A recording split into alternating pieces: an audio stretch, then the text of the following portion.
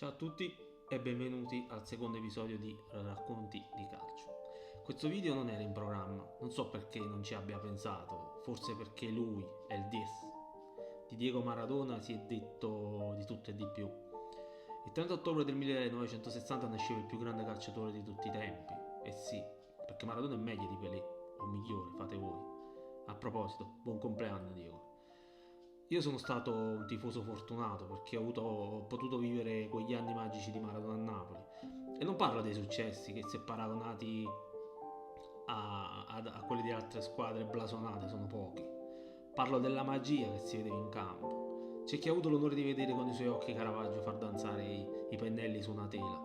Molti di noi hanno visto fare qualcosa di simile a Maradona con un pallone su un rettangolo verde.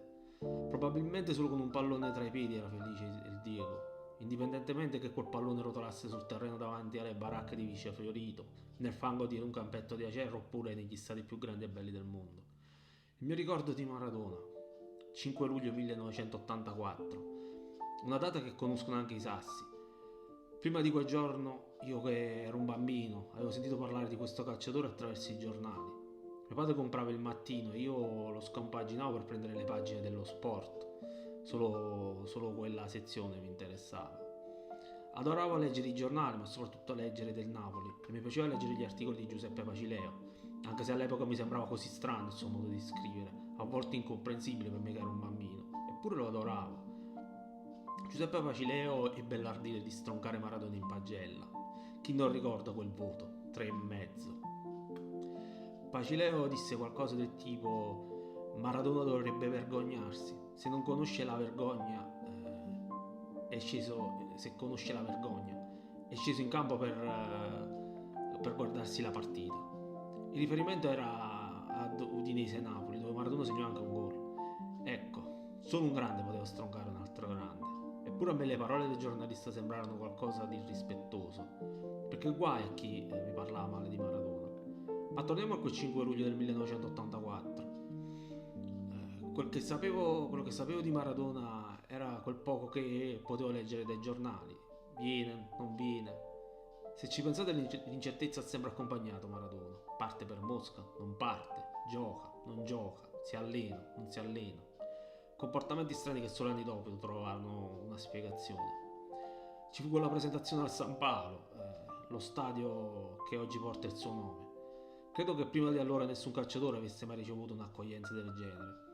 Guardando quelle immagini in tv rimasi stupito. Di certo mi feci contagiare dall'entusiasmo che ruotava intorno a quel ragazzo arrivato dall'Argentina via Barcellona, dove aveva già fatto vedere grandi cose.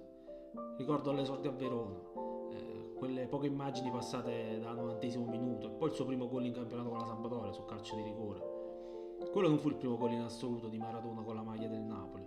Aveva segnato in Coppa Italia durante l'estate, quando la competizione era a gironi. Ma sinceramente non ho memoria di quei gol, neanche ricordo se all'epoca ebbi modo di vederli. Le coincidenze della vita. Il primo gol di Maradona in Serie A fu contro la Sampdoria, così come l'ultimo, sempre sul calcio di rigore. Era il 24 marzo del 1991, una settimana prima si giocò Napoli-Bari, era il 17 marzo. Maradona fu sottoposto a controllo antidoping, esito positivo. Ad aprile di quell'anno Maradona fu squalificato per 15 mesi.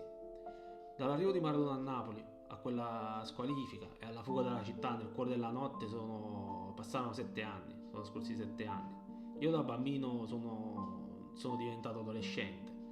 Ho tifato per Maradona durante quei 7 anni, ho continuato a farlo fino ad oggi e continuerò a farlo. Maradona è stato è amato ma anche odiato, giudicato, perché Maradona o gli perdoni tutto o non gli perdoni nulla, o lo ami o lo odi.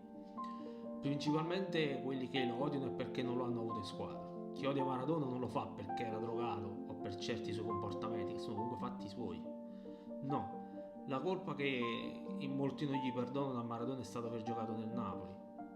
Anzi, la colpa è aver giocato nel Napoli e vinto con il Napoli. Qualcosa di imperdonabile che ha portato ai fischi dell'inno dell'Argentina durante i mondiali d'Italia 90.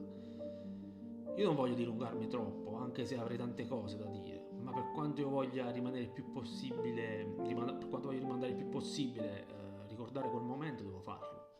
25 novembre 2020.